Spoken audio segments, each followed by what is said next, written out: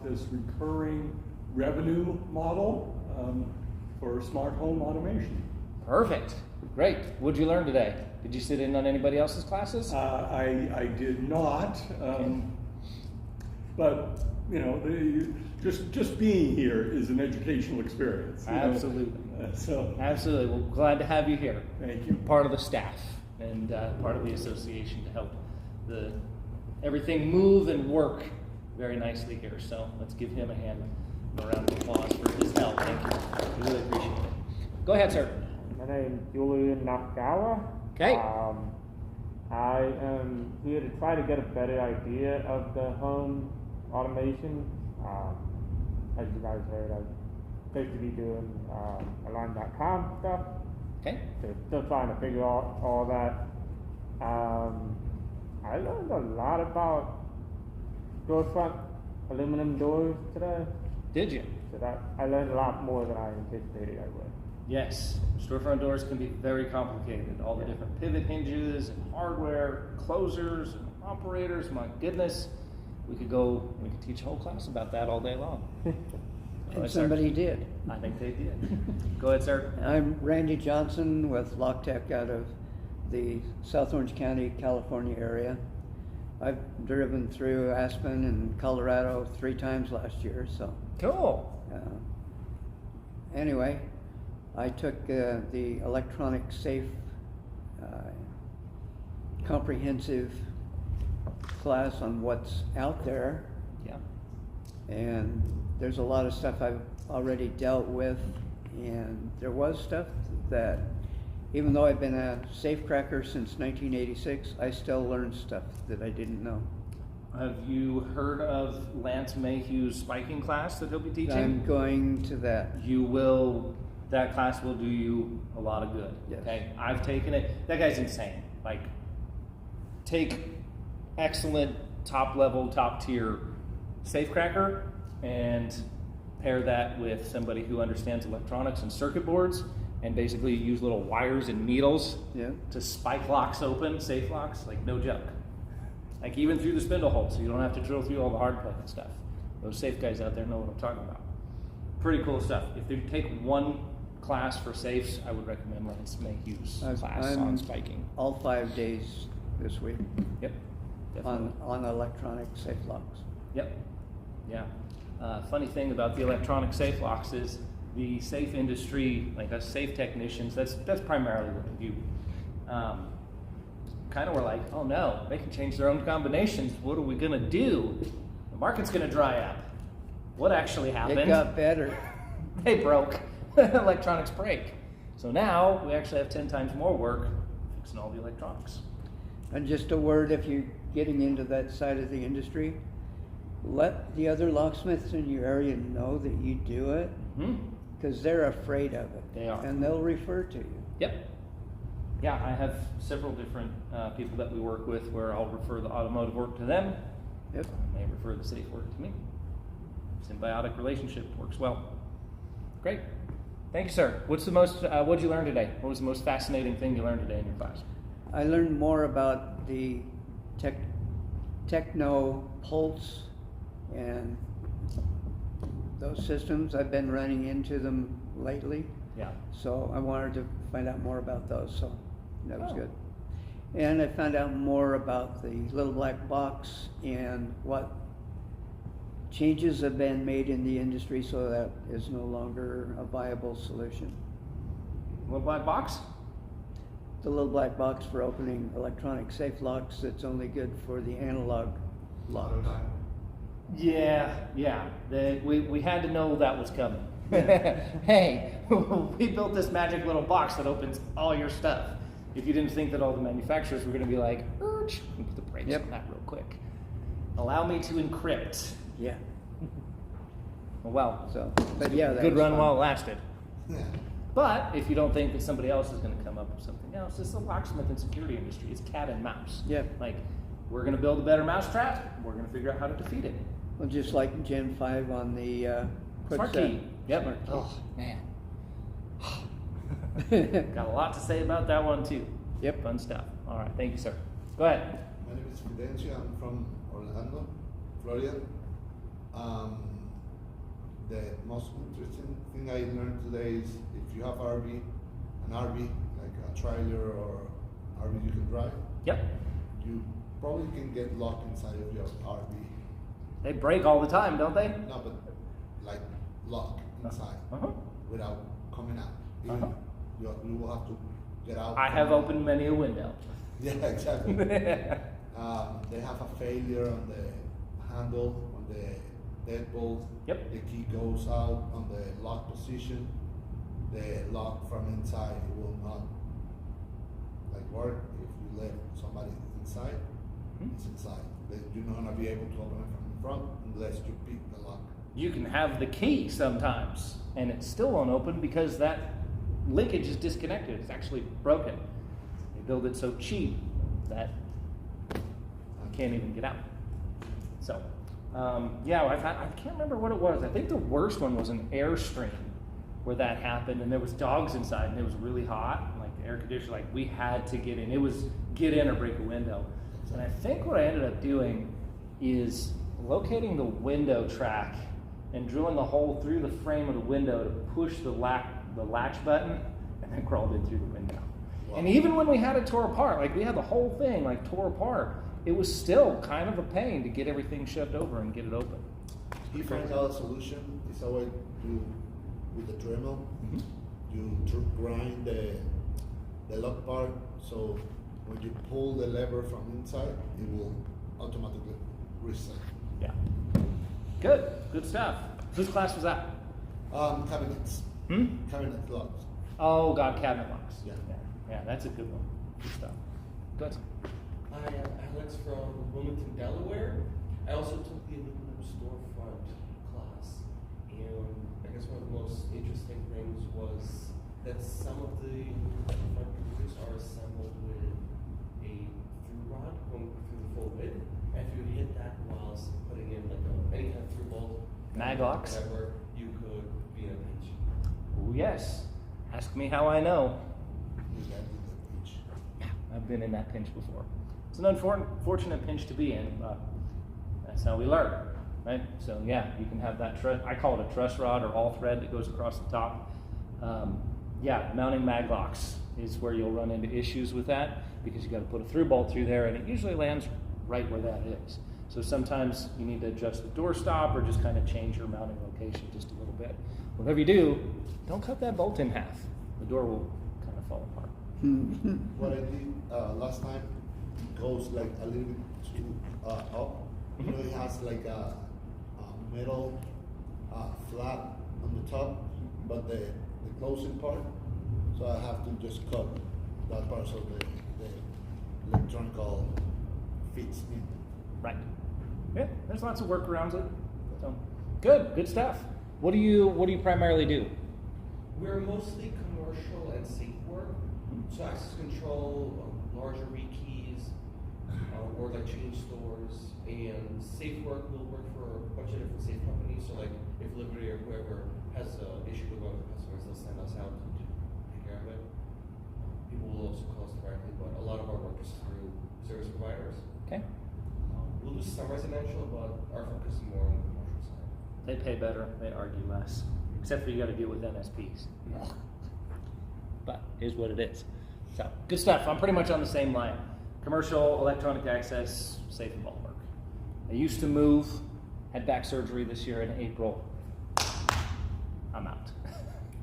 Somebody else can move them. So good stuff. Good to hear from you. Go ahead, sir. Actually, didn't you say your community was 5,000 people? Mm-hmm. And you get enough safe work and card access? When you're top 5 in the state and you deliver them across the whole entire state, yeah. Oh. Yeah. Well, I just asked because my name's Joel. I'm from a small town, middle of Saskatchewan, Canada. And so, not any other locksmiths around us benefit there, but we're expected to do kind of everything. Okay. So, yeah, general locksmithing, little bit of safe work we get, maybe once every like couple months we'll get a job. Okay. Haven't taken any classes yet. Tomorrow's my first day. I'll be taking card access. Oh, cool. Good. Well, good. So this is kind of your first little introduction right here, huh? Yeah. Oh, cool. Well, welcome. Good to see you. Let's start back over here. Go ahead. My name is Ben. I took the Canon cabinet lock servicing class. Mm-hmm. And I agree with what you were saying earlier, the RV being life safety issue, you can get locked inside. That was probably the most interesting issue today. Pretty crazy, right? Imagine now add a health scare on top of that problem, or like an elderly person that's trapped in there. There's probably going to be some lawsuits over that. Yeah. So, cool. Why'd you take this class? So I run an Airbnb on the side, and I installed the locks on it. And Okay. that kind of got me started doing this, working out. Mm-hmm. I'm a firefighter full time, but Cool. on the side, I started doing locks, and then we had come from a small town in Virginia. We had a blacksmith that would service all the safes, postal service, banks, everything in the area. Everybody knows him. Yeah. He died, and there's no one to take over. So people have been reaching out. Anybody to know had Opportunity. taking some classes, figure things out. So. That's cool. I love to hear when the blacksmiths get brought up because those are actually our ancestors to the locksmith. Before, you used to have the lock made, and the blacksmith would make the lock and they would make the key because they're the only ones that actually had the information or trade to bend and form metal. So the very first locksmiths on the planet were blacksmiths, just by the nature of what they did. So we kind of divert right off of there. Unfortunately, the locksmiths are kind of going the way of the blacksmith, and there's fewer and fewer of us every year. Go ahead, you're going to say something? Yeah, it's the blacksmith goes like deep in a lot of things, like medical. Now the prostheses and that type of thing. They start to do stuff for people they lost legs. Yeah. Like really long time before. Then now there are doctors doing it. Right. Yeah. Make prosthetics, all kinds of stuff. Yes. Go ahead, sir. My name is Jay, from Daly City, California. Our shop mainly does, my boss does more safe work, commercial and government. I do the residential, commercial, some of the auto. So between the two of us, we do a little bit of everything. Earlier today I did take that storefront class. So I'm pretty familiar with a lot of those things. I deal with them all the time. Cool. But I'm always curious if there's things that are going to be like new, trying to adjust lower offset pivots was a little bit different for me. Normally I never had to. I'll put a continuous. Right, you've got it. Yeah, those pivots in the garbage and put a continuous hinge on it and be done with it. Also learn about different methods for trying to repair storefront doors that are pulling apart and making it look good and concealed. Yeah, no L brackets. No L brackets. At the last, whatever. The handyman. Last resort. Yeah. But aside from that, this was pretty interesting to me. Like I said, I was telling you earlier about all the subscription-based systems in our society, and it's just a matter of time. And now is a time where something like this could be applied, and looks like it's making people money, and it's interesting to get into it. Yes, sir. Absolutely. Welcome. Thank you. Go ahead. My name is David Nichol. I'm from London, Ontario, Canada. We do a lot of safe work, bait work, commercial, a little bit of residential as well. Okay. Basically, I took the electronic safe lock course today. Mm-hmm. I knew most of the stuff, but there's a few new things that the techno locks that I didn't really know much about. Okay. Network stuff that's coming out. Cool.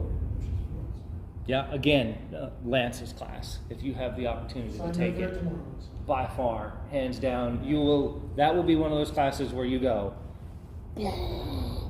like 15 times. I read the book and everything, I've done a few, and sent it to the course. Yeah, pretty cool stuff. Go ahead, sir. Just tell us who you are and why you took this particular seminar and what classes you took today, if you took them.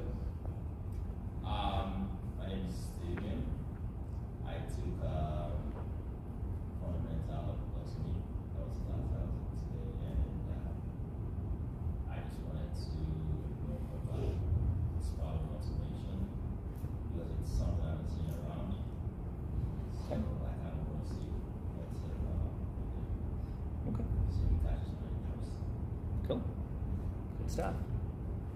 And go ahead. Everybody just kind of told us who we are and what we took today.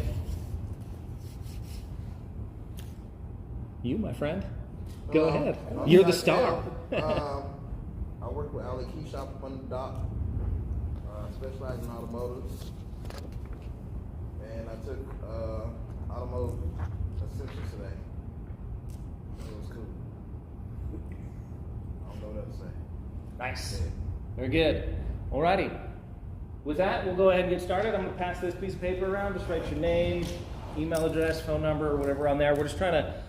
This is the first time these type of classes have been offered at an ALOA event.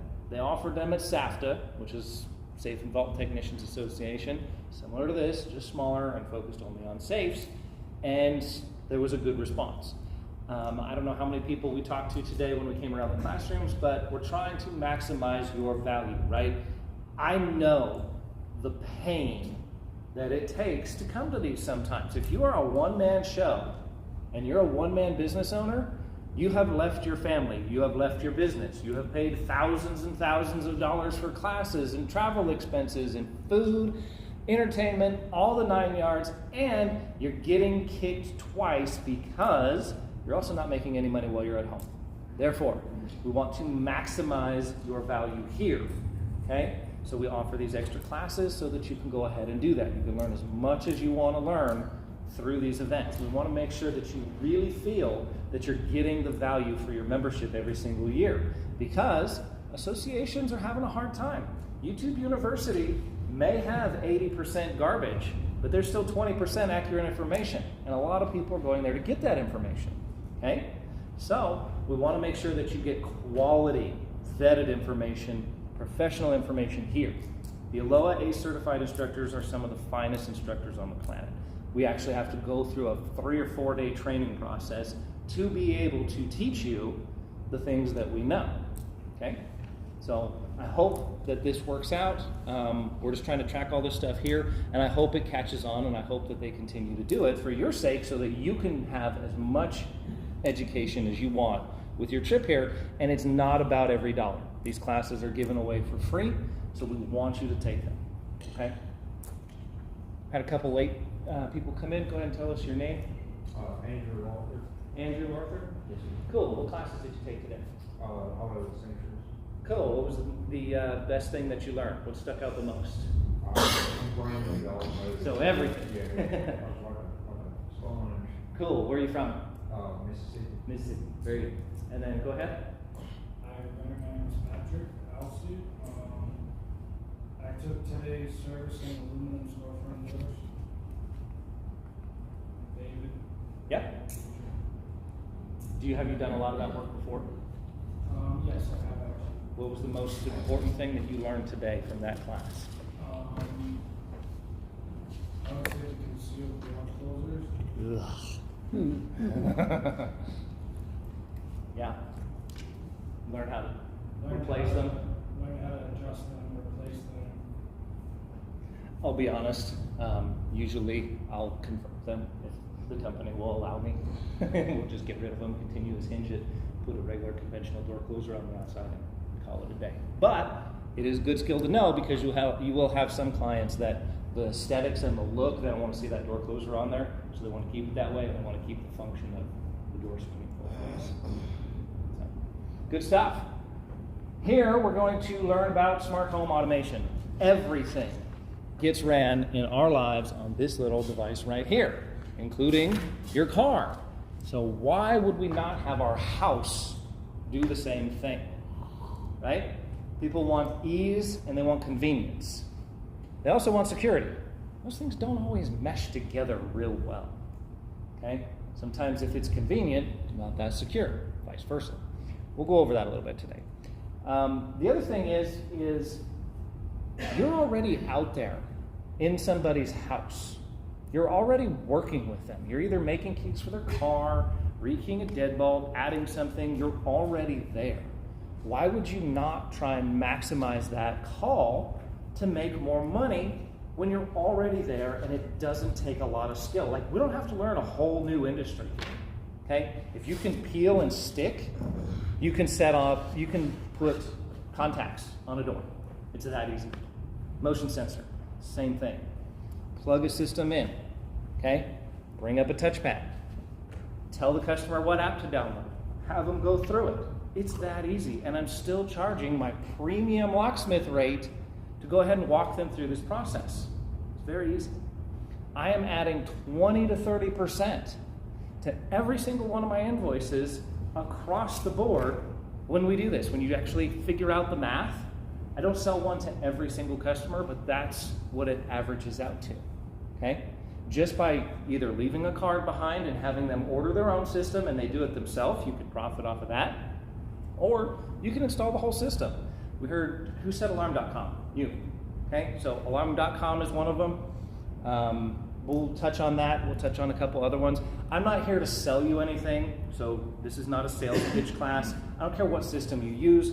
I'm just going to show you the ones that I'm familiar with because that's what I've used, okay?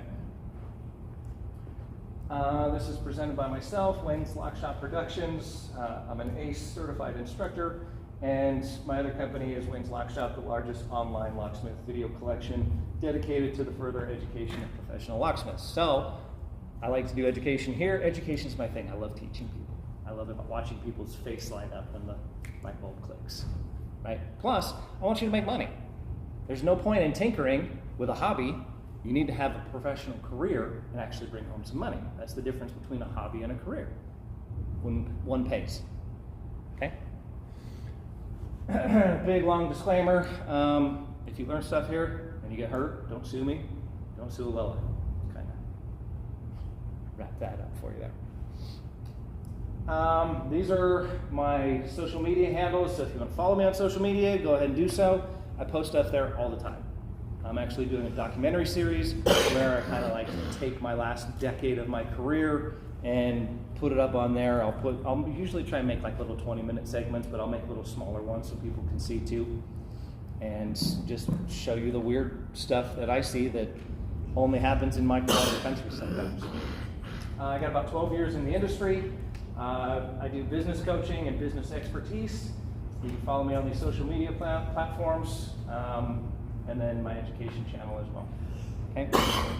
We also teach for other organizations, so if you have a shop or something like that, you want classes to come in that way to teach them for a local association, we do that too. So, as I had mentioned, I stopped installing safes.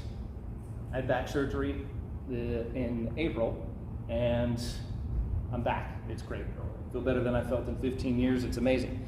But I learned that my pride and ego was kind of what was making me do those installations. I liked being able to be one of 5 people in the entire state that can actually move a safe that's 5,000 or 6,000 pounds into a store. There's not very many people that have that skill set. Unfortunately, it's now caught up to me, and just, it's not worth it anymore, okay? So I need to replace that income somehow. How am I gonna do that? I started a company called Smart Home Automation because it's easier work, not as hard on the back, much more profitable, and safes don't provide recurring income unless you rent them out, okay? But those are usually short-term deals.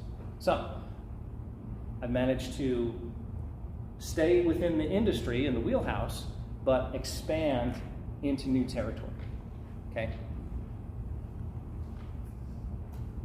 Basically, it gets you your outlets, your lights. You can even do garage doors. Just about anything you can think of, you can control through Z-Wave. Okay? Is everybody familiar with the Z-Wave? It's basically a secured system that allows things to talk to each other. Okay? So it allows your device to be able to speak with the router and talk to the other devices in your home. And you can control that from your phone. So almost anything that's Z-Wave controlled, even if they're not part of the main system that you buy, if it's Z-Wave compatible, you can work it into the system. A perfect example is like the QuickSet locks. Right? I know how most of us feel about QuickSet things, but QuickSet deadbolts, the electronic ones, are a Z-Wave device. And that will allow you to connect it with the system, and then they can control their lock with it as well. Okay? Yes, and Zebra? Huh? Z, yeah, Z-Wave.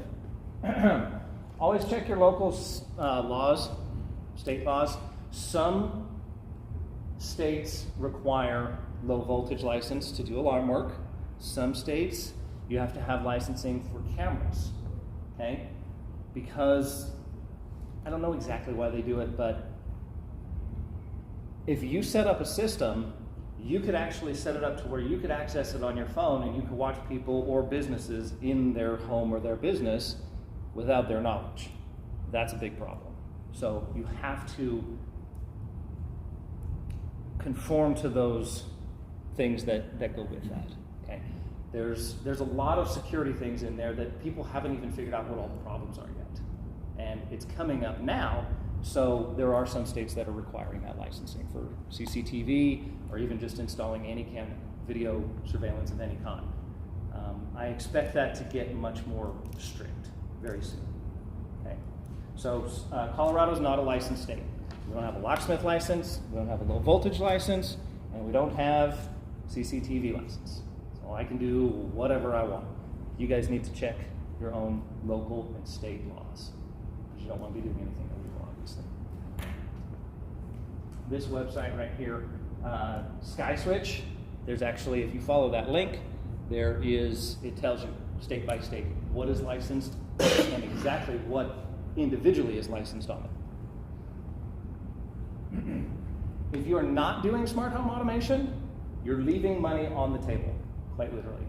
Every one of these Pulsar systems that I sell, all I have to do is leave a QR code or leave a business card behind, okay? A lot of locksmiths that I talk to, they're afraid, they don't want to do the alarm side of things. They don't want to do security, they don't want to do alarms because they're not alarm guys. You don't have to be an alarm guy. Literally just leave a card. And if the customer buys, I get $100 for the sale, and I get $6 a month, as long as they keep the system, for leaving a card behind, sending them a link in a text message. Tell me how you can make money any easier than that. And you don't have to have, like in California, an alarm. And you don't have to have it because it's DIY, and they ordered it themselves. Yes. So, no. That's why I'm here. Yes, exactly. So that is the loophole. That system is a DIY system. Therefore, the customer orders it, they buy it. It's built into the back door for me to get paid. So I don't have markup. The other problem that solves is, what does everybody do when you give them a quote? They go onto Amazon, they order it themselves, and then they want you to come back and install it for however much you quoted on there, but they don't want to pay your markup, right? How many times has that happened to people? I need this car key. Oh, I bought my own, right? Or I need this deadbolt. I bought my own. Come install it. There's ways that you can make money with that. You just have to know that from the beginning. I have two ways of bidding things. One is the customer calls and says, hey, I bought this lock off of Amazon. Can you install it? Sure, I can do that. I'm going to take the profit that I was going to make on the sale of the item itself and add that back into the labor side. Okay? If they don't tell me that, and they want me to bid the lockout and the labor and the installation and the service call, that's a different way to bid it. Once they're locked into that, you have to go this way. Okay? Don't let them do that to you. Don't submit an invoice or a bid, and then they call and they order the parts from underneath you and then want you to do it for the same price. It doesn't work that way. I had a set amount of profit that I needed to make on this job, and I'm not willing to compromise. Handymen can do it, okay? If it comes down to it. So, you're quite literally leaving money on the table if you're not doing smart home automation. So even something as simple as the touchpad deadbolts. I mean, anybody familiar with the Locksmith product? Who installs it? Yeah, it's good stuff. It's got a camera built into it. This is smart home automation right here. That's the camera. Actually, went to YouTube for the long one, commercial. Yeah, the Guardian. I think you made a video. I did. That was the first one installed. That was beta testing. How do you like it? It's cool. We closed the shop down, but I literally just took that thing off the shop door because we were moving and they wanted a physical key. But it was there for 2 or 3 years. Did good, no problems. The only issue that we had was it takes, when you put your hand on the handle and you use the thumbprint or the fingerprint, It takes just a second. You got to push, hold, wait. It has to engage, and then you can turn. It's not like you can just grab it and turn really quick. That was the only issue that we ran into. But other than that, it's great. It's got a RFID. You can use the key fob. You can use a PIN code, and they're the only ones that have PIN Genie. So how many times have we gone out to service a CABA or an alarm lock or even a Schlage lock, and the numbers are all worn off of 4 digits? Wonder what the code is. Come on. How many sequences, how many different combinations can you have with 4 digits? Right? You could write that up, you could put it into ChatGPT, and I could have an algorithm and try every single one of those combinations in a very short amount of time. Go ahead. Luckily, one where you can swap out the cylinder and encrypt that or flag as well, or just... You can, but it's not very easy. It's not as easy as like an encode. Like a Schlage encode, you just key a knob cylinder, you can swap them out all day long, you can put a multi-lock, you can put a Medico, you can put whatever you want in there. You can do it, it's not as easy. Yeah. Because there's a custom tailpiece behind there. You know if like Medico has a cylinder that you can put into there? My company does Medico and multi-lock. We went through this, and I can't remember where we ended up with it. We ended up being able to do it, but it wasn't very easy. Okay. And Lockley has a tendency to change things. Like there's several different models. Like there's one model that only Best Buy sells. That Guardian unit, that long unit for storefront doors, you can only buy that through UHS. Right? So Lockley's kind of a goofy company. They have some really cool products, and the reason that you hear a lot about Lockley, the behind the scenes thing is, and I only know this because my business partner and I got trapped in this trap, we had 65 Schlage encodes to install in 2020. What happened in 2020? COVID. And then could you find an encode anywhere for about 2 years? No. They were all gone. They all dried up. We had already collected a deposit, so we needed a solution now, right? There really wasn't anything that did multifamily units like the encode system did until Lockley came along. Lockley came along at just the right time with just the right product. Schlage couldn't fulfill their orders, and now, boom, Lockley is a force to be reckoned with. We ended up putting Lockley locks on all the doors. They do work for single-family homes. They do work for the units as well too, okay? The family living units. You can tie them together. So a property management company can maintain the whole system. Very, very cool stuff. Plus, again, you've got the fingerprint, you've got the phone app, you've got the RFID tag, and a key override. Yeah, so that way we could, and basically, I don't even tell people about the key override half the time. The only time we really use that, or I really bring it up, is if we are installing it in a complex like that, and we key them all the same, so that's the master key, okay? And then the customers don't get that key. There are so many alarm bells and things on here to tell you that the batteries are going dead, it's just not going to happen.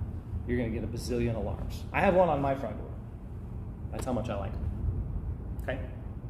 So, Lockley stuff is doing really good, really cool.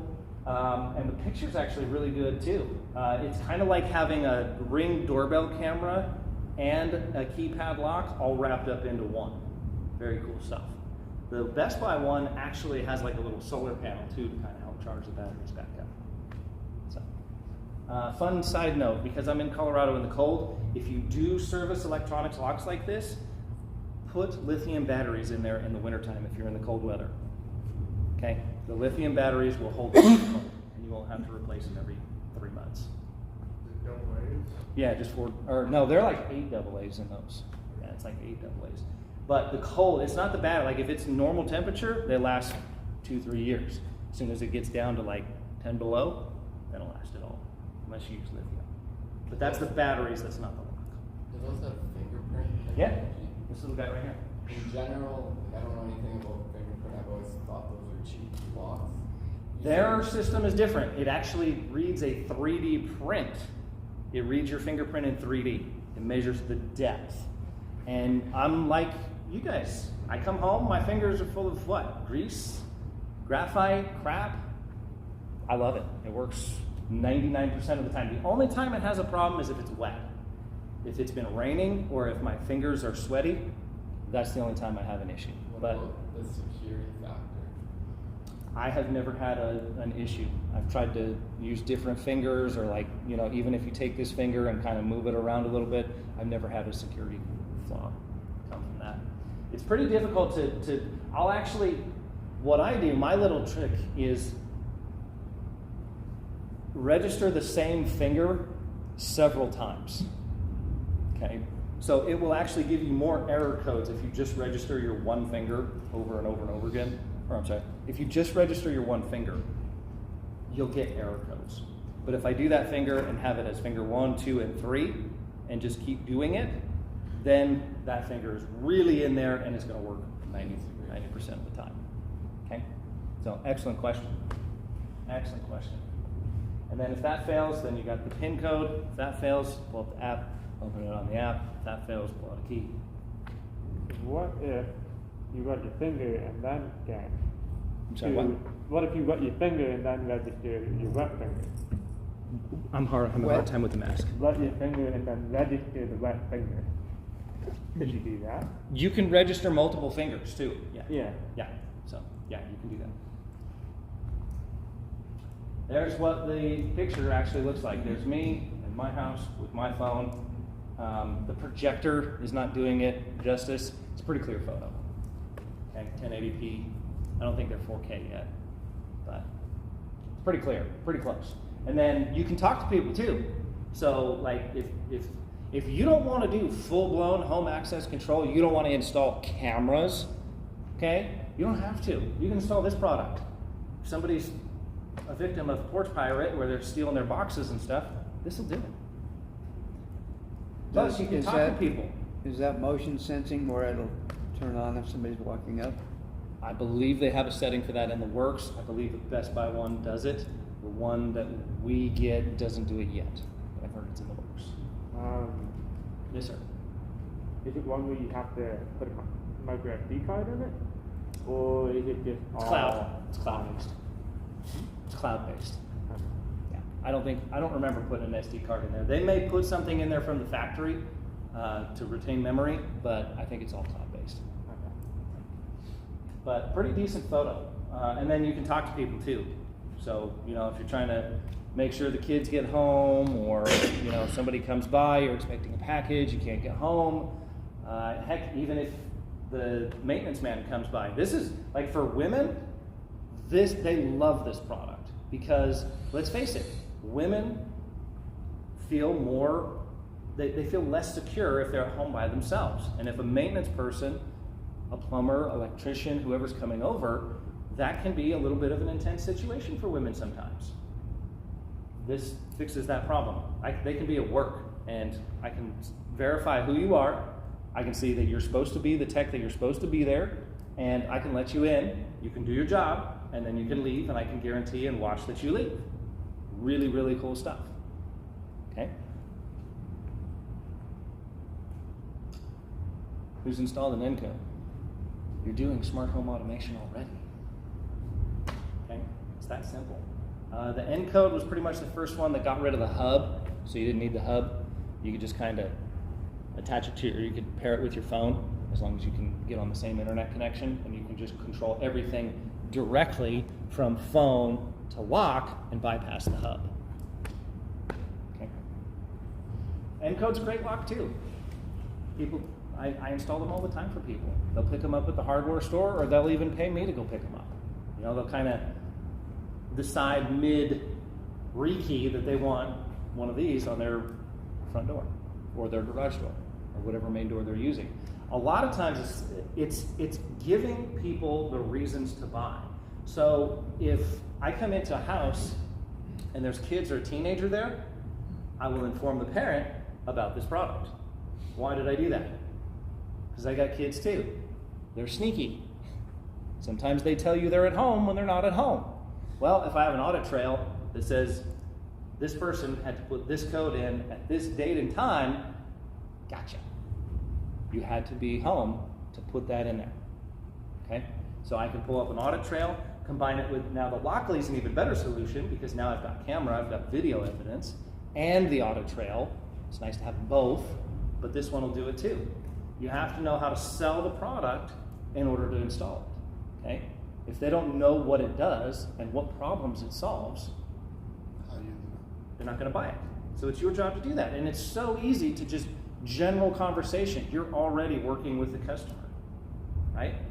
Hey, have you ever thought about electronic access? Especially if you've been to somebody's house 2 or 3 times, right? Like that's my main thing for commercial work.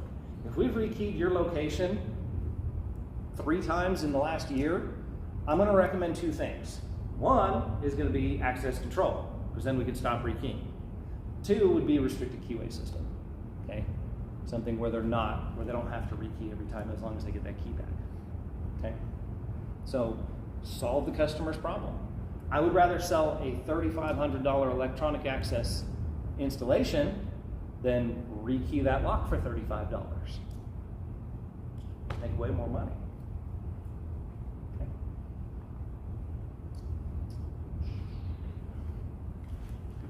Let's see how this is going to work. The world's most advanced smart lock just got even better. Combining suggestions from all of our customers, we've taken the smart lock to the next level. This is the new Lockly Vision. From a brighter digital touchscreen that displays the world's most secure shuffling keypad to the modern zinc alloy enclosure that elevates your front door, the innovation does not stop there. We've added ultra-wide angle lens to our lock to give you the world's first all-in-one smart lock and video doorbell, combining what is normally 2 devices into one. From the push of a button, instantly get notified on your phone who's at the door. Remotely lock and unlock from your iOS or Android app, or even communicate with the guest when you're not there from anywhere in the world. Our latest power managing system allows your lock to last up to 12 months and even stores videos on our smart hub to be accessed from the cloud anywhere in the world. With the Pin Genie touchscreen, know your keypad is secure from prying eyes. While the location of the numbers are different every time it's displayed, your code doesn't change, making it hard for others to guess the correct code before being locked out. Besides the keypad, unlock your door with your fingerprint, voice, smartphone, and even a physical key. Installation takes just a few minutes and is compatible with right and left swing doors.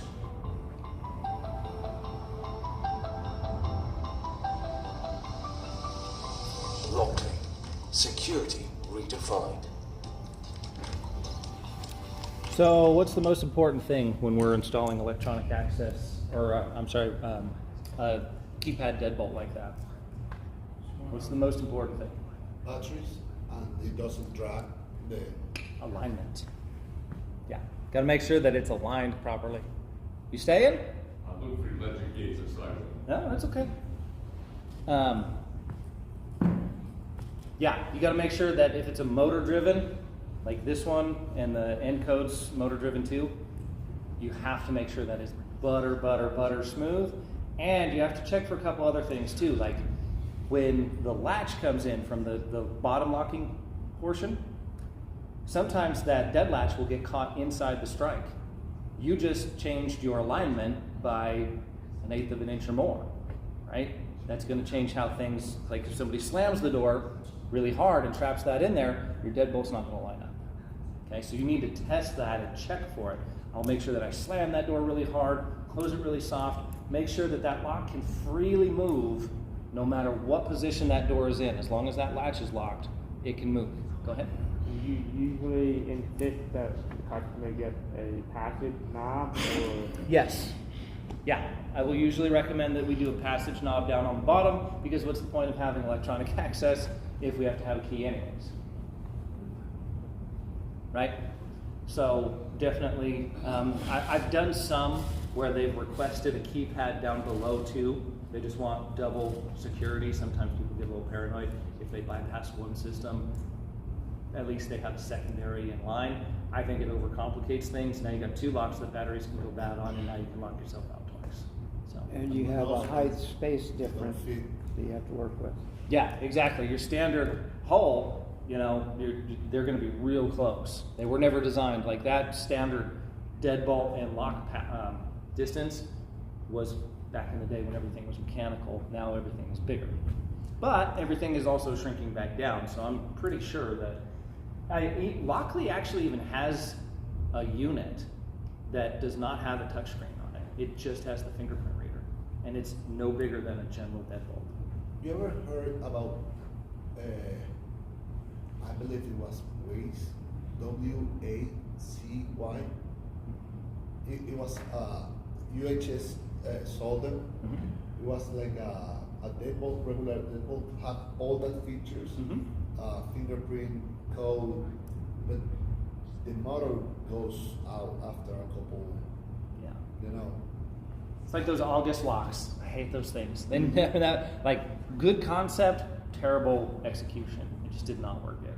Yeah, I tore a ton of those things off. And the battery, you can charge it.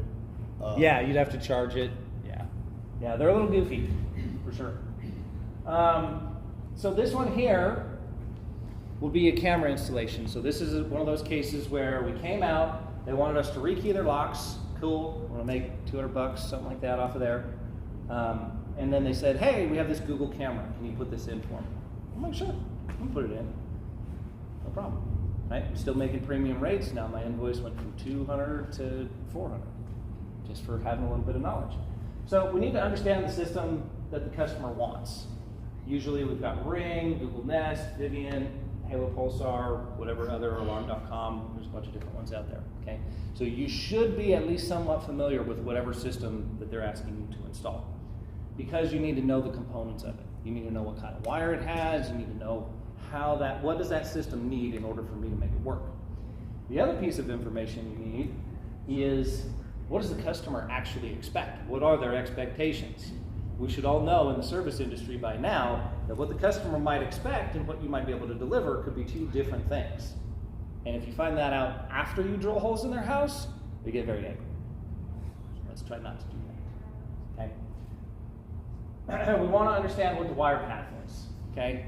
Most of these DIY systems are plug and play. So that means I need to find an outlet, and I need to find where they want that camera mounted. And I find that out by asking them, what do you want to see? What is the problem here? And usually they bought a camera for a very specific reason. They're either somebody stealing their packages, you got porch pirates, ex-boyfriend keeps coming by, whatever it is, okay? Some, like a ex-boyfriend coming by, she may want to have a good picture of him, but she may also want to see the street too, so that she can prove his car's down, okay? She might want more information than that. The other one might be, hey, we just want pictures of the package.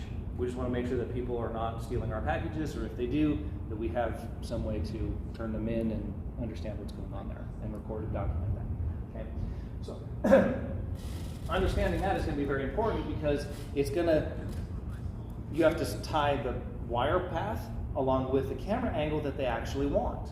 Okay, one of the best things that my business partner John, he specializes in cameras. He does like commercial systems and all kinds of crazy stuff. But what he did and what he taught me is, if you stand in the position where they want the camera and you actually put your hand up like this and you close one eye, that's about the range that camera is going to give you, because we have 2 eyes. If you use both of them, you're going to get distorted views and you're going to see more of a range.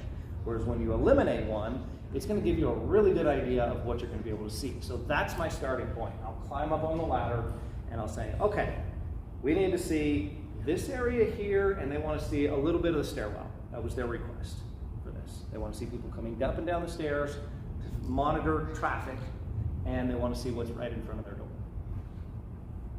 So we have to have all that information, and then we come out on the inside, and I'm looking for power. This one's set up pretty sweet. I got the door, camera's going to be mounted up here, I got a straight shot to power, and then this is where you also need to understand your customers' expectations on cleanliness. Do they want to see a giant wire running up here? Some people might. Then they may not care. They don't want you to put forth, they don't want to pay the extra money to have you hide the system. Okay? So there's two ways to hide that wire. One would be to drill a hole, run it through the wire, or run it in through the wall, and actually pull it out down here. Now you're getting out fish tapes and inspection cameras. You're also getting a chance of like getting into the electrical wires, because there's obviously wires here. The electrician brought them there somehow. You go poking around in there, you're probably going to figure that out in a bad way. Okay? So surface mount molding is going to be your friend. You'll be able to stick that stuff on the wall. It's usually white, and you can usually hide most of your wires that way. I also have to understand that, because doing that is going to take a certain amount of time with a certain amount of cost. I got to buy the little plastic pieces, okay, with the adhesive on there. If I have to hide that wire in the wall, it just blew it up 10 times more expensive. That's going to take way longer, way more resources, way more time. Now we're into drywall. Now drywall's all over the floor. Now we're cleaning. Like, this is going to be a nightmare to do that. I can do it, but you just made it cost 10 times more. Okay? So for this particular installation, I need a 1/2 inch hole, at least 12 inches deep, and there it is. Bingo. Okay? You also need to know the material that you're going to be drilling through. Is it wood? Is it metal? Is it concrete? Do you have the correct drill bits to do that? If I have a high-speed steel drill bit that's 12 inches long and I got to go through a cinder block wall, am I going to have a good day? No. If I have a spade wood bit that's 18 inches long and I have to drill through a concrete wall, am I going to have a good day? No. So we need to know the material that we're going through as well. Those multi-material bits from the hardware stores are getting very, very good. Like the Diablos, the Milwaukees, the carbide tipped ones, you can drill through just about anything with that. Really, really good stuff. You're also going to want to make sure that there's no utilities in the wall that you're going to be drilling through. Anybody heard of those Wallabots? Or like a little, it Bluetooths to your phone, and you can see pipes and you can see utilities in the wall. Wallabot, if you want to write that down. The other thing you can do too is drill one small hole in there and then poke an inspection camera down in and see if there's anything in your immediate area. Pipes, wires, etc. Go ahead. Do you have any suggestions for inspection cameras? Yeah, I mean, just about anything that you... I have a cheap one for electronic access installation. It's like a $20 whatever camera at the hardware store, because it's going to get full of the drywall. It's very abrasive. It's going to scratch your lens up. Basically, I have one of those for 6 months. I throw it in the trash. I buy a new one.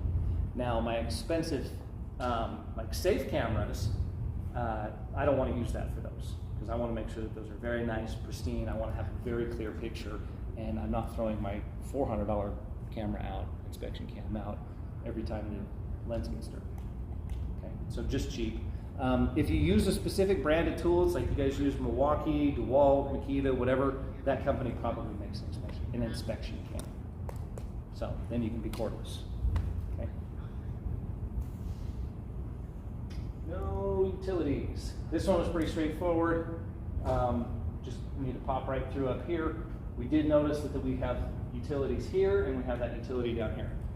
Okay. So just go slow. This is why the states that do licensing, because you let just anybody drill a giant hole in your wall, they might get electrocuted, they might find some plumbing, they might find some things that they weren't supposed to find. Common sense is not all that common, unfortunately. So here's my hole up here. Notice how I'm planning this. Like, I literally measured this hole out to land right on that piece of trim by design.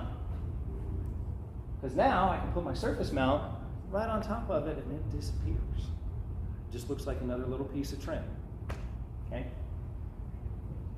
Always make sure you discuss your plan with the client and the modifications that are going to need to be made. Make sure that they understand that. Okay? I have gone so far that I will turn my phone on, I will turn the camera on, and I will literally sit there and I will explain it to them like this. Because they need to understand, we talked about this. I need to cover my assets and make sure that I can prove that I explained it to them, so I don't have to pay for a repair that we already agreed upon, okay? So I will literally record the conversation with them, or I'll get in a text message. Hey, I'll draw up a little pentagram thing. I'll say, hey, here's our wire path. I'll take a picture of this wall, and I'll draw a line with blue right here, and I'll say, this is your wire run here. We're going to have a wire that runs over here, and one that runs right down here, and then your camera's going to get mounted here. Do you agree? Yes. Screenshot. Now I have documentation. I can take that to court with me if they throw a fit. Okay? Always have to cover yourself. Just because they agreed to it on the phone does not mean that they're going to remember that they agreed to it. Ask anybody who's gone out for a call, oh, we need you. Come out. Come unlock our car. We'll pay you. We promise. And then 5 other locksmiths show up at the same time. 5 locksmiths, 2 police officers, 3 tow trucks, and a service animal show up to this one location to unlock this one car. Right? We've all been there. Don't let it happen to you. Take the tips and learn from my pain, because there's a reason that I came up with this. Obviously, we had an altercation. Okay? Luckily, I did my homework and due diligence, so I won. But I'm giving you that information so you don't find yourself in the same position.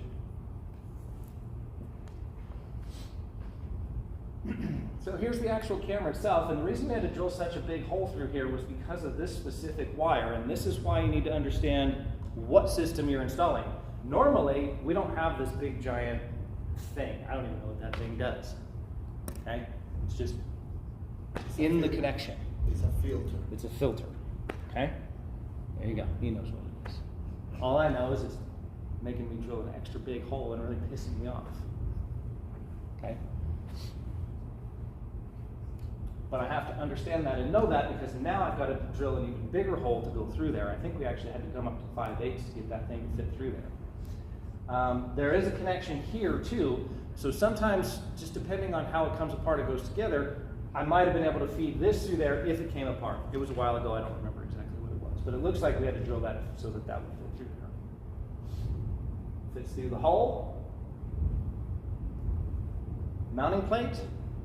Super simple, 2 screws, there. And then also, I just made a hole in their house. Critters are probably going to find that hole very nice. Okay? Ants, roaches, termites, spiders, whatever. I'm going to want to fill that hole when I'm done. Caulking, great stuff, depending on what you use. Expandy foam, whatever you want. Caulking for most of them. Okay. Super simple to install. 2 little screws, and then this thing has kind of a magnet on it so that it's kind of a friction fit. It doesn't like have something where you tighten it down. It just sticks on there, and then however you position it, it just stays there. I'm not a real big fan of it, simply because if you have a lot of high winds, it'll just whoosh, move it or take the whole camera, one of the two. Luckily, this is kind of an apartment complex, so it's pretty boxed in, so that's really low chance of that happening. The other thing is, too, if that's just magnetized on there, what can I do? Thanks. Now I have a camera. Customer doesn't. So that's kind of why I'm not a big fan of that. I like the ones that actually bolt on. But customer install, customer's product. And I will tell them, hey, I normally install this product because of this reason. And then they're like, oh, that kind of makes sense, but they already have it. They want you to put it in. So I will usually do so. And there you have it. Camera installed. Easy peasy. Here's what it looks like on the inside. There's another little connector over here. So we had to run wire all the way over to here so that this guy can kind of sit over here, and then we had to run the wire back. Kind of a goofy system. I also put it intentionally in these shades so that when it's all kind of put together, you really don't notice it that much. Little bump in the wire there. This is that wire hiding stuff that I was telling you about, just at any hardware store, Ace, Lowe's, Home Depot. It's called Surface Mount. Peel and stick. Yeah. Yep. Saves the day. So I got wire, comes over here, runs into that, and then the power wire runs down. All specifically designed around this thing, so the blind's hiding. There's a power outlet. no license for DIY products, but if you're in a licensed state and you're caught installing low voltage stuff, you gotta pay attention. I would recommend if you're gonna do this and you're gonna invest in it, get the proper licensing. Okay? Because then you open yourself up to liability. Then you have a customer who gets irritated with you for whatever reason. They call you back. Oh, by the way, our state's a licensed state, and you installed this, and I have documentation. I've got an invoice that says you did this right here. We're taking you to court. It's going to be a bad time. I treat every single job as though I have to defend myself in court, because that's the society that we live in this day and age. It really is. It's unfortunate, but I can guarantee you that the reason that I've been in business as long as I have is because I do that. Okay? You have no control over what that customer is going to say you did, claim you did, try and claim you did, lie about what you did. You have to have proof and documentation at all points in time. So there's what it looks like all done. These shades actually kind of come up to here, and so it does hide everything when we're all said and done. Okay? Super simple job. I just doubled my invoice. Not 20%, not 30%, I doubled my invoice.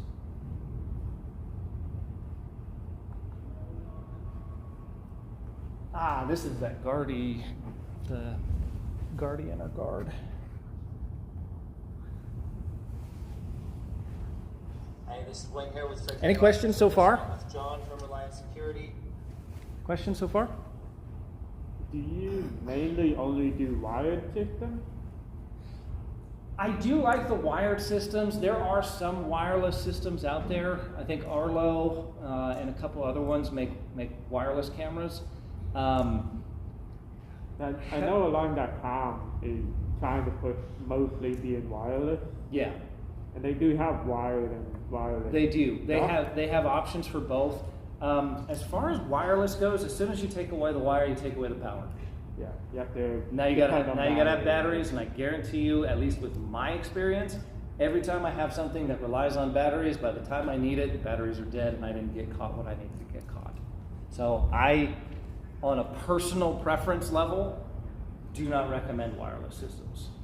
I like something that's wired. I want it to have power. I want it to be there. Unless power goes off to the house, your system's going to work. And actually, that brings up a great point. We were talking about cameras before. There's two different ways to do camera systems. One is a closed circuit system, which is cameras that are wired and go to a DVR box. Like every camera gets its power from and records to a DVR box. Okay? It gets power over Ethernet. So you wire it up just like electronic access. The problem is that you have to wire everything and it has to come back to one central location. Not such a big deal if you're putting one or two cameras on a house. Big deal if you're trying to do an apartment complex and you've got spaghetti going everywhere. Okay? Really big deal. The other way is like these type of systems, the Ring type of systems where everything gets uploaded to a cloud. It gets uploaded to, or it gets recorded on an SD card on the device as a backup, but then it also gets uploaded to the cloud. Now, cloud stuff can get hacked. DVR, if it's not connected to the internet, can't really hack it. Right? You can do a hybrid of both too. There are some systems where there is an additional piece to where you have the hardwired system that records to a DVR, but you can actually give it a port or a window so that you can access it online. That's getting a little out of my wheelhouse and more into John, my other business partner's wheelhouse, but it is possible. Okay. But really, I just kind of ask the customer, do you want a closed system? Do you want to be able to access it from the internet? And do you want it on the cloud? Or do you not want it on the cloud? And usually they will have pretty strong feelings one way or the other. I want to check my kids. I want to make sure that things are going on good at the house when we're on vacation. They want that access. Or I'm deathly afraid of the internet, don't like cloud systems. They know somebody that got hacked. They don't want people watching their cameras somewhere else. Okay.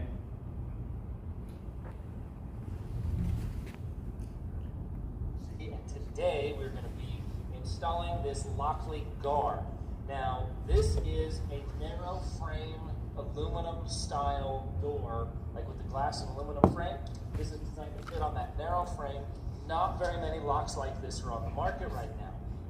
There's one other one that is out there that I'm aware of. There's several other ones, but there's one that's kind of a go-to, and this one will actually fit in that footprint. We actually tested that out, That's and the your alarm jig lock. that is designed to 1300 install the alarm lock is 1250. actually going to install this as well. So if you have that jig already, it's going to be the same template for it. This one, same bolt, 4 bolts there, and then there goes a drive cam right here. We actually have a steel hawk set up on here because we had some different electronic access set on this door. It'll work with the steel hawk. It'll also work with an Adams Rite 4900. John, what other features does this lock have that are going to be good for our door here? Fingerprint reader is super nice. Fingerprint reader. Remote unlocking lock. From your phone.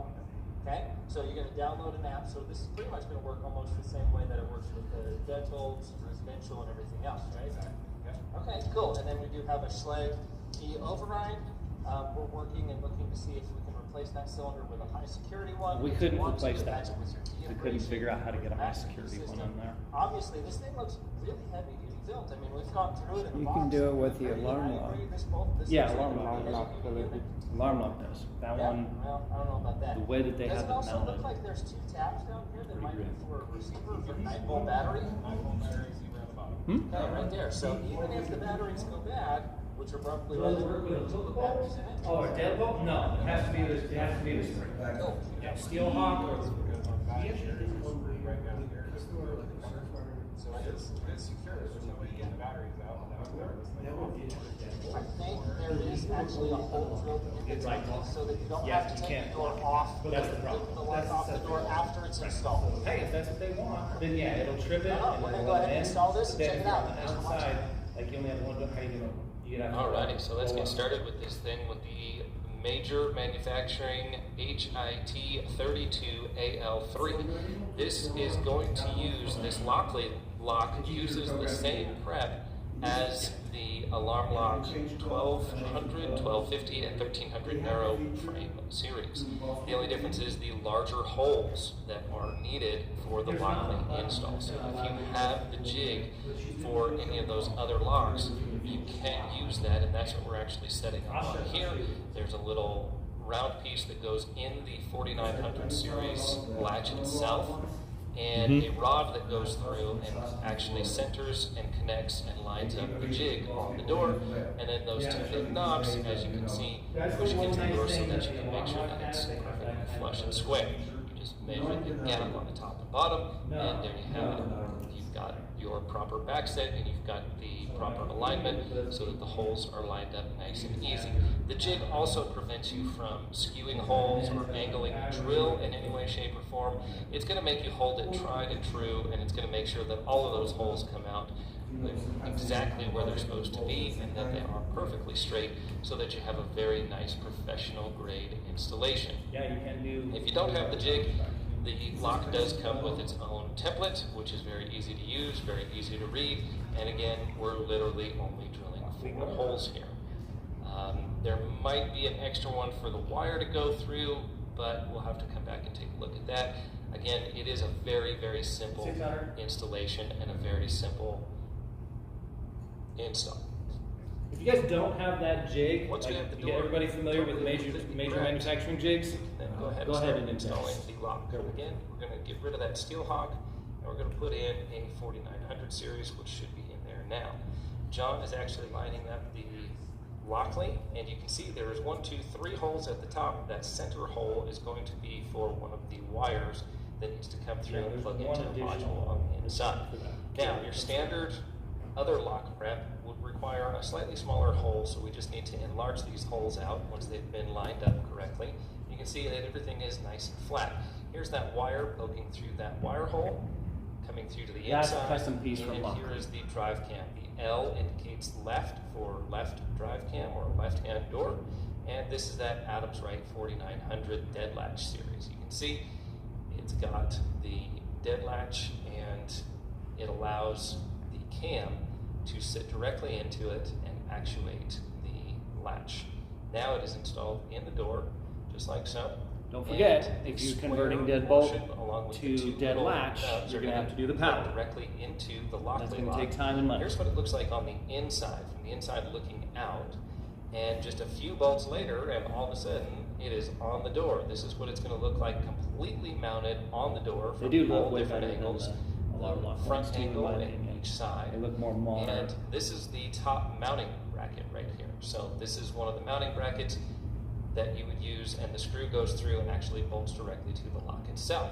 Here is the manual key override. So if all else fails and all electronics are no longer working, you do have a mechanical key backup. You can take this cylinder out and rekey it and apply it to master key systems if you would like, or you can leave it as is. If you're trying to upgrade the cylinder, that can be a little bit difficult to get to a high grade cylinder or a high security cylinder, just so you know. Now we're putting back on all of the Adams Right paddle exit device pieces so that we can exit out of the location. You will have to add a paddle or an exit device of some sort in order to make the system work. Here's that internal portion where that wire is going to come feed through. It's going to plug directly into this little dongle pack right here, and there's some adhesive on the back side of this. You literally just peel it like a sticker, plug it into place into this little section right here, and it tucks and hides everything away. If you have any extra holes on the door that are not needed or not wanted, like we had happen here, we've installed so many different locks on this door that we needed to cover up some of those other holes from other mounting situations and products. So a quick sticker will cover that up as well. Hey, this is Wayne here, and we have finished the Lockly install. Okay, so the first thing that we're going to do is you do your hand across the keypad, and then the keypad will come up. And this is called Pin Genie. The Pin Genie mixes the numbers so you can't tell where the fingerprints are. Okay, so we're going to do 1, 5, 9, 3, 5, 7. It's just our test code. And then push that, green light, and it opens up. And you can see it's retracting the latch. And then it's going to make some noise, come shut again. Now it's locked. Okay, cannot open the door. Okay, and we'll do it again. Notice we have that latch guard on there too, so you can't access the dead latch at all. It's an interlocking portion that goes together so that you cannot access that. Really good idea to start incorporating that with almost any electronic access. And it opens right up. Then again, we're going to be able to go over the key using the key. Okay, so right now, locked. I'm going to turn the key. And it works with the key override as well. Okay. How much it cost Then from the inside, we've got a push paddle. Our cost. So, No lock. Huh? No lock.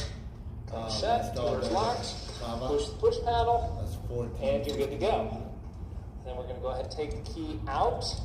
Yeah, I think totally. And I we'll think try the installed RFID we're sitting at pin. about 12 to 14. Right. I don't know if it's RFID or not, but it's one of the tags here. So we'll give it that credential. Maybe wake it up. Hear the green indication, and we are in. So there you go. It does work with the tag as well. Okay. So there you have it. So far, I'm extremely happy and extremely impressed with this. This looks like a really solid solution to a very common problem, and we will be happily selling these locks for these aluminum storefront doors. You can see we trusted it enough to put it on our shop right here. Okay, so for more information, check out the website below, and that will be the link to where you can find this product. Thanks for watching, and have a great day. One more time? Install the latch guard. Clearance on the door. You don't really need clearance. What it does, what they tell you to do when you install it, and I've actually got a video on that too. We're not going to watch it today because it's not part of this, but you can look it up online. Just search my name and then Frontline Defense. We actually installed that one that you just saw. When you get it, it comes with this foam, like packaging stuff. You mount the angle iron first, and then you put the foam over it and like fold it in half a couple times, and then put the other piece over it and like self-severs. Right? So like you have a portion, you've got this, and then if I have that foam, it takes up the slack on both sides and just perfectly centers it. So you don't have to worry about that. Yeah. If you're going to install those, just go ahead and do yourself a favor, install a continuous hinge like we did on this one here, because you're going to add a significant amount of weight to that other side. Plus, pivot hinges, what happens with a pivot hinge? I can just depress the pin and I can pull the whole door off, right? So for security and for the durability, especially if you do a steel one, that one's aluminum, they're not that heavy, but I would still, you're going to be adding a lot of weight, the weight from that electronic lock and that astroval on the edge that's the worst side. It's going to create all that leverage. So continuous hinge, and then here we are, another upsell, right? So we took what was one call and we turned it into a $650 latch guard, a $650 continuous hinge, and a $1,200 lock. Way better than that $35 rekey. At least my bank account says so, right? Any other questions? So here's some of the pictures from the Ring cameras. We'll show how to install those next. I actually used it because this lady kept letting her dog crap on my lawn. So I was able to send her the photos and say, please pick up after your dog. But you can see, I mean, you can really zoom in. Like, it is a clear picture. And again, the projector is the bad part here. That's the, if you look on the computer, you look on the screen, it is very clear and very detailed. Okay? So I print this out, tape it to her door. Please don't let your dog do that. We can all be friends and neighbors. So installing the Ring cams. Okay? Anybody installed a floodlight cam or a Ring doorbell or any of that stuff? You have?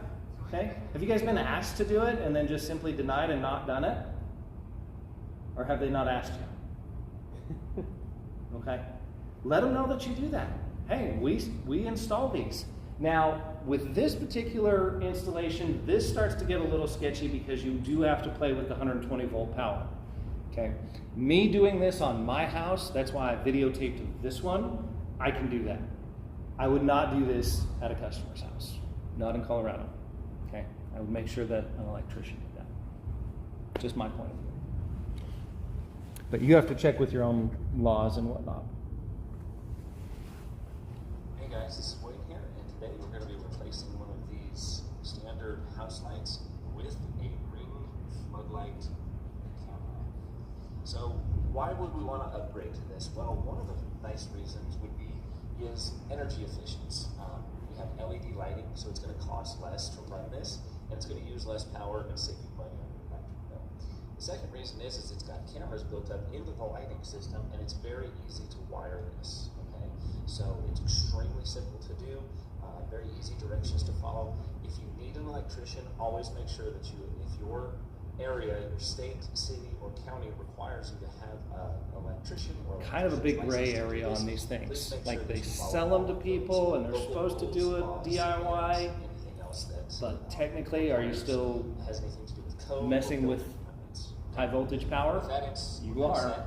This is the Ring doorbell camera, or I'm sorry, this is the Ring floodlight camera, and it's very simple to install. We're just going to take and that's enough power to kill you. Like the low voltage stuff, 12 volt, 24 volt, that's not a big deal at all.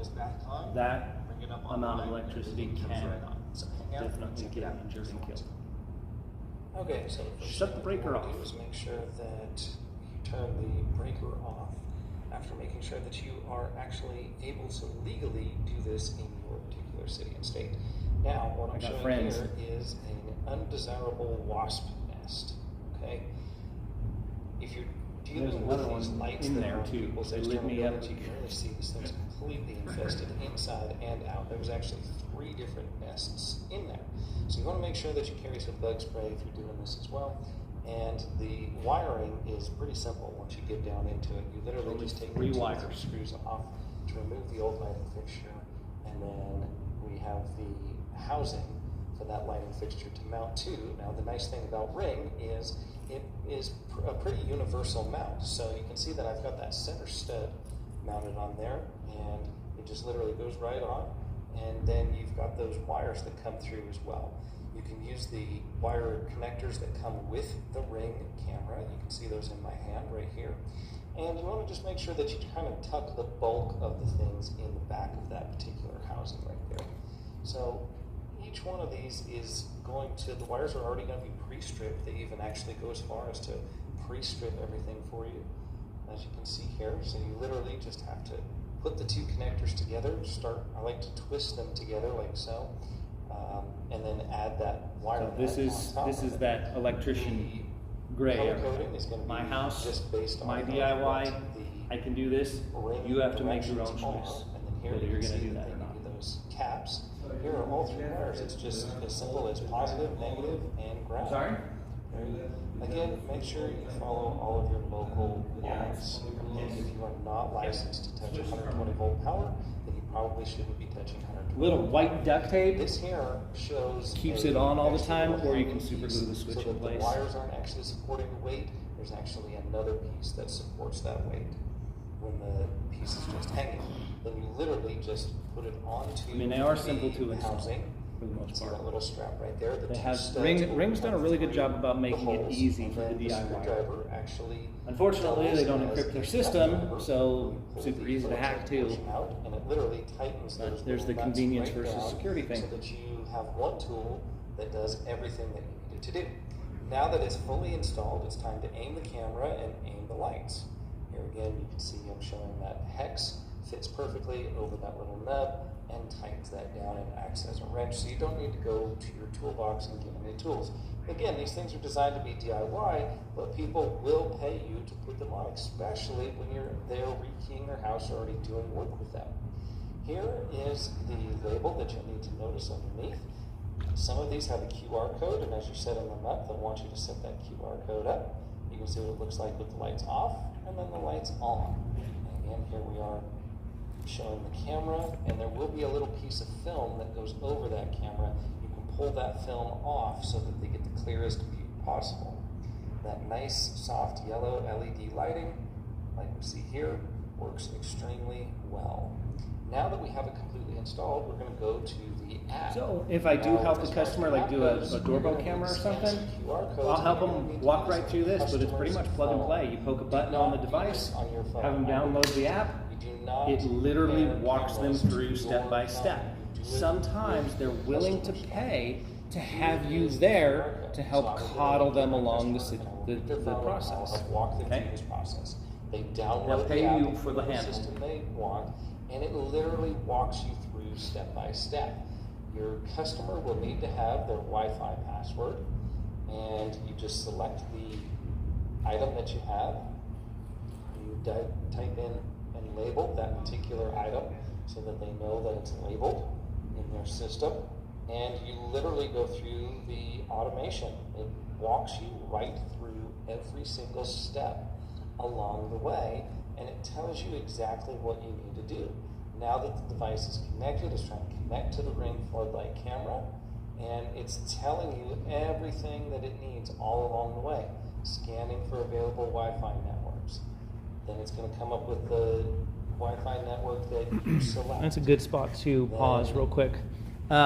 Everything is going to be based off of needing Wi-Fi on these, okay? They need to have a strong Wi-Fi, and the number one problem you're going to run into is installing them on one side of the house and then the router's way on the other side. So if you install a camera and you can't get it to connect, and this is part of that where they're paying you for your expertise, knowing this little piece of information will allow you to actually get the job done. If their Wi-Fi signal is not strong enough to actually reach over there, and these cameras take a lot of Wi-Fi, because they're HD and they're high quality images, if there's a lot of movement, like we can sit there and be watching Netflix and I can tell if the wind's blowing outside because all of the cameras are freaking out, they're all turning on motion and they're all recording, it'll actually start to diminish some of the other devices that we have because it's sucking so much Wi-Fi doing that. If that happens to you, or if you can't get something to connect, check with the provider and see if you can get them a booster, okay? It literally just plugs right into the wall, and then it works off of their system, and it'll expand that Wi-Fi into the area that you need it. So if you're inside a room, like you're on the outside of the house, have one of those boosters put in right there, and that'll help solve the problem, okay? Thank you very much. Yeah, thank you. You enter startup mode. You literally just push a button and it talks to you and walks you through the entire process. Again, I can't tell you how easy this stuff is. This stuff is easier than our normal job. However, people just are afraid of it, so they want a professional to help them. If you take just a few minutes to make sure that you understand this process, you can have successful installations and you can really add a lot to your bottom line. Now we're going to go into some really technical stuff where we can start setting smart alerts, and this is really, again, up to the customer, but I do offer... Always install this on the customer's phone. You're not doing this on your phone. Motion areas. Do not pair your phone with their security device. Pair just their phone. There's a lot of different details that you can actually add to this thing to make sure that it's customized the way they want it. And I show them how to get to this location so that they can get back here and they can adjust it. And I'll show them what adjustments they need to make. Now, they could pay a handyman, you know, 30, 40, 50 bucks an hour to do this, or they can pay me my super premium rates. Guess what?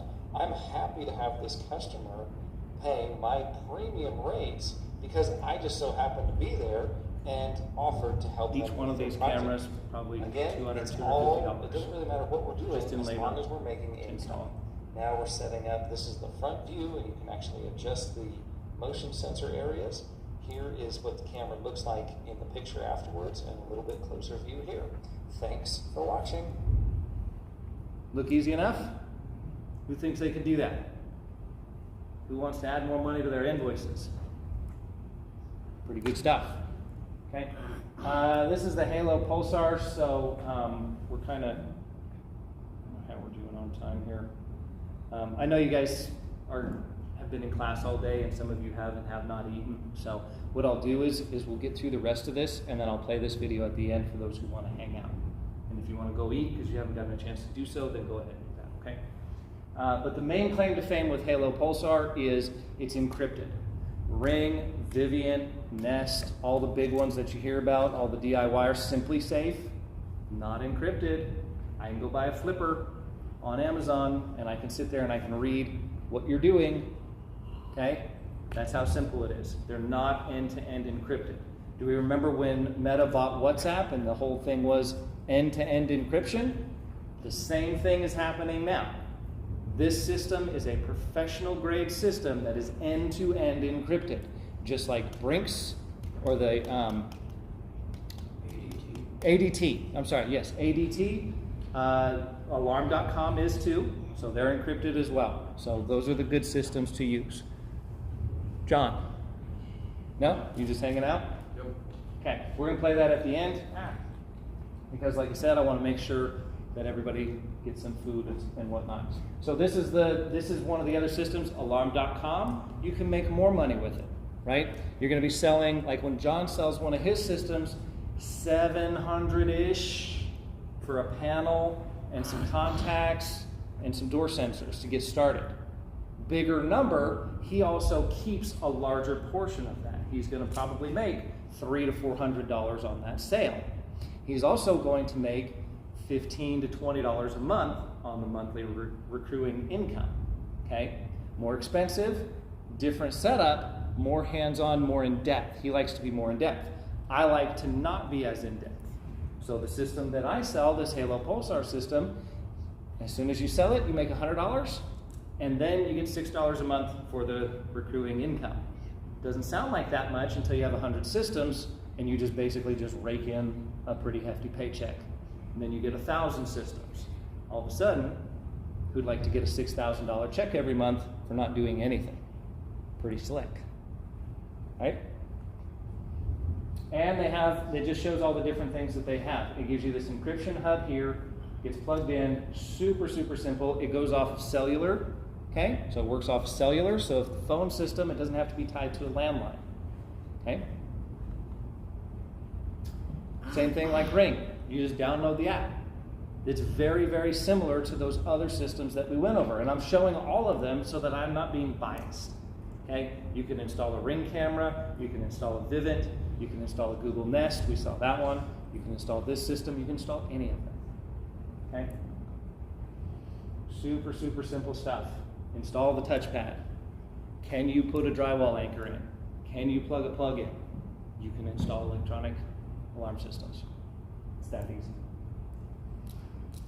This is what your panel is going to look like, armed, away. This is all stuff for the customer. They figure out how to use this stuff.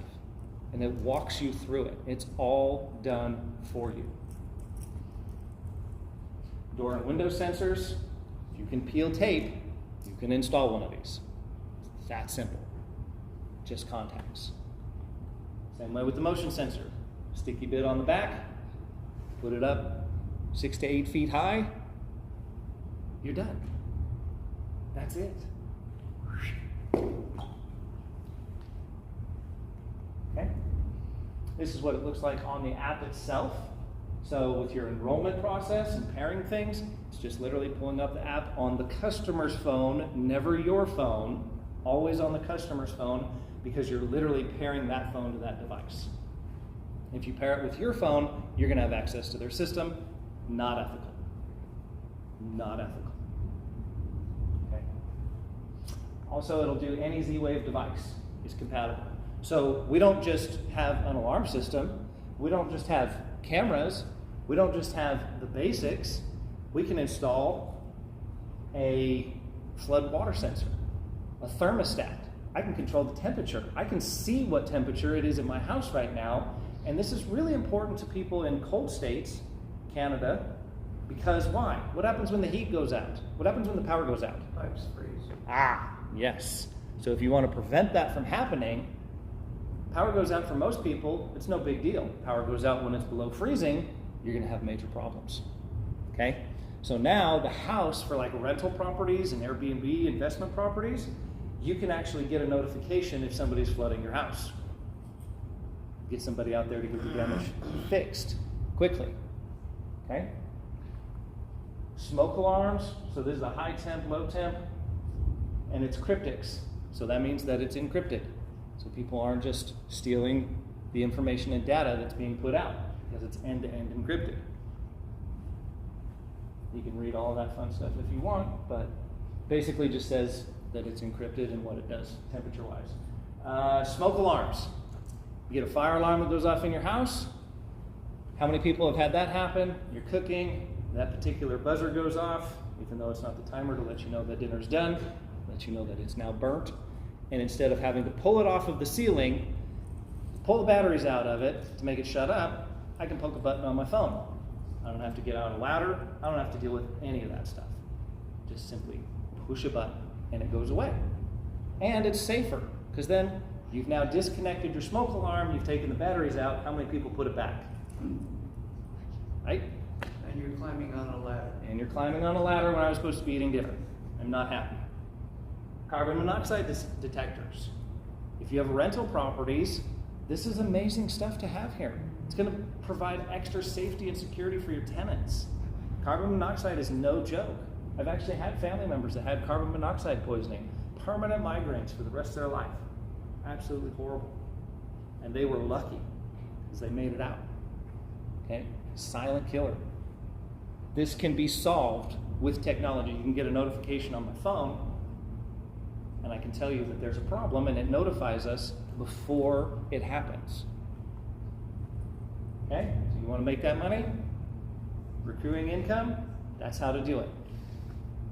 Install these systems, work with a company like Alarm.com, Pulsar, whoever you want to work with.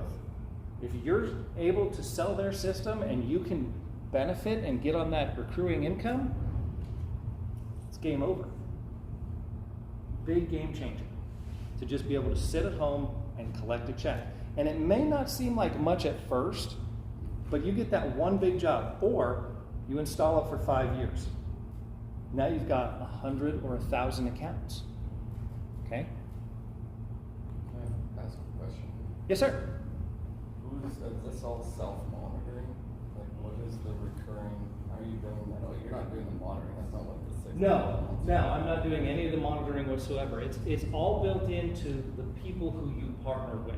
So like Alarm.com, it's going to be built in through the back end. When you sell that system, when they log in, Alarm.com keeps track of that. They keep track of your profit and they keep track of your monthly income that comes in. Okay? Pulsar does the same thing. It's all built into the back end. So literally, like I say, I just leave a card. You don't even have to install the stuff. Like all the stuff we saw today, you can still make money and not have to do anything that we saw today. Not install one camera. It's all completely DIY. But because you left that card or you sent them the link that goes to your location, you still get the profit from the sale, even though it's completely DIY, and you get the monthly. Okay? This is my free gift to you. If you guys want to fill out an application, also, if you go there and I see that you filled out the application today, you don't get charged anything, no credit card, no nothing. I will send you the slides for this program. That's how I get your information, so I can send it to you. So you just leave me an email address or a phone number. Okay? Do we have any other questions? Comments? Do we want to log in or register? Huh? Do we want to Register. log in or register? Just register. Any other questions? I didn't get that. Oh.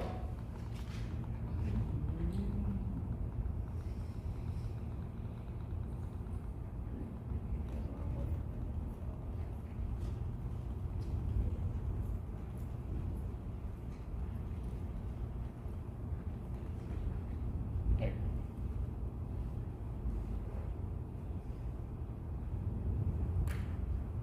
Everybody got this?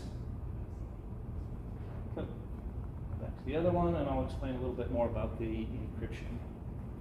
And this is like the sales pitch that I will actually use, because let's say you go somewhere and you rekey somebody's door and you ask them if they have an alarm system because you want to sell this to them, and they say yes. Is it over? It could be. Or you can tell them, you can ask what kind of system they have. If they have Ring, or they have any of the main big ones, you can sell them a more secure system. Security systems today. If you're like me, the next sentence out of my mouth is going to concern you, and it's going to concern most people out there. If you pick up your phone or your tablet or whatever you're using and do a very quick Google search of whatever security system or alarm system that you have currently, this includes top 5, big 3, professional monitoring, all those different systems.